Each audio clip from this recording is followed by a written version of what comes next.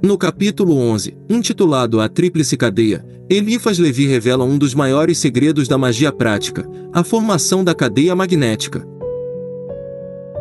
Depois que o mago educa a vontade e se constrói interiormente, sua grande obra é criar essa corrente invisível de energia que une mentes e vontades em um mesmo propósito. Essa cadeia é a base tanto do poder sacerdotal quanto do poder real, pois ela é capaz de mover multidões, inspirar crenças e produzir fenômenos espirituais e materiais através da força coletiva. Levi explica que formar uma cadeia magnética é fazer nascer uma corrente de ideias e sentimentos que desperta a fé e conduz muitas vontades em direção a uma mesma direção vibratória. Uma cadeia bem estabelecida é comparável a um turbilhão que tudo atrai e arrasta, transformando pensamentos dispersos em um só fluxo poderoso.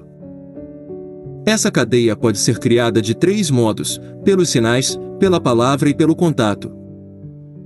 Pelos sinais, a cadeia se estabelece quando um símbolo se torna portador de poder e significado.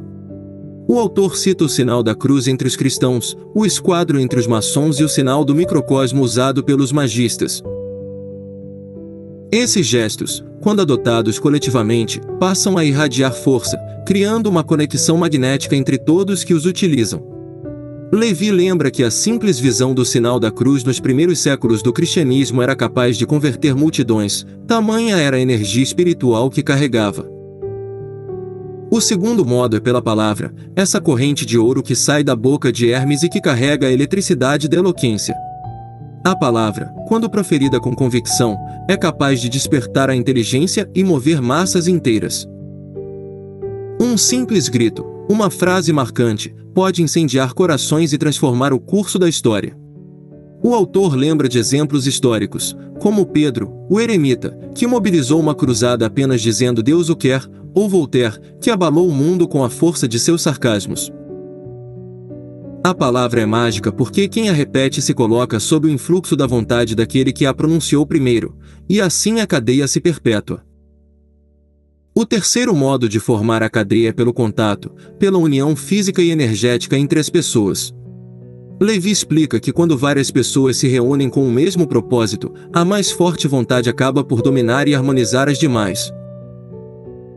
O contato direto, mãos dadas, ombro a ombro, cria uma comunhão magnética, e é por isso que as antigas danças sagradas e as rodas místicas dos sabbats eram sempre formadas em círculos. Essa disposição circular reflete a unidade e a circulação das forças. Até mesmo brincadeiras infantis, como dar as mãos e formar rodas, são instintivamente expressões dessa lei natural.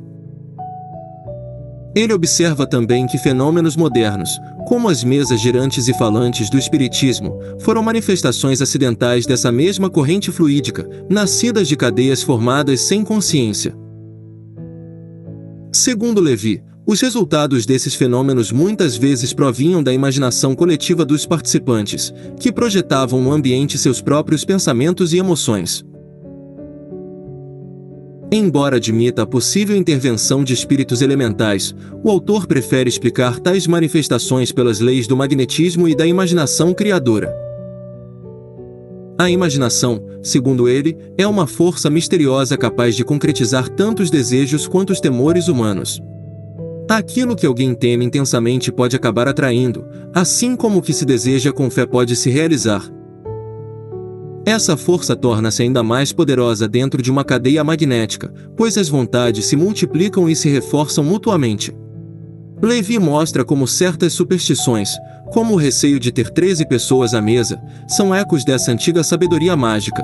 O número 12 representa o ciclo completo, e o 13º é o elemento que sobra, o que será absorvido ou sacrificado.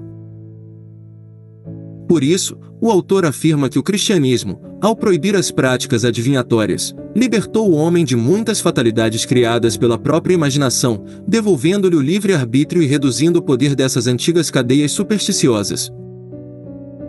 Levi encerra o capítulo exaltando o poder da imprensa, que ele considera o mais grandioso instrumento moderno para a formação de cadeias magnéticas pela palavra escrita. Nenhum livro, diz ele, é perdido, cada um encontra o leitor que precisa dele, guiado por uma misteriosa lei de atração espiritual.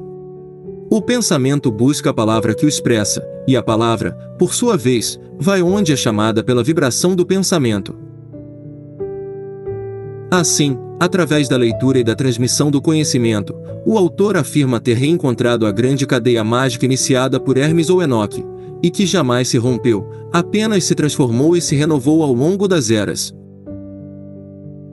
Por meio dessa corrente invisível, ele pôde evocar os espíritos dos grandes sábios e magos do passado, como Apolônio, Plotino, Paracelso, Agripa e tantos outros, continuando a obra eterna que atravessa os séculos. E conclui com humildade e mistério: essa corrente continuará, pois outros virão depois, e a grande obra só se completará no fim dos tempos.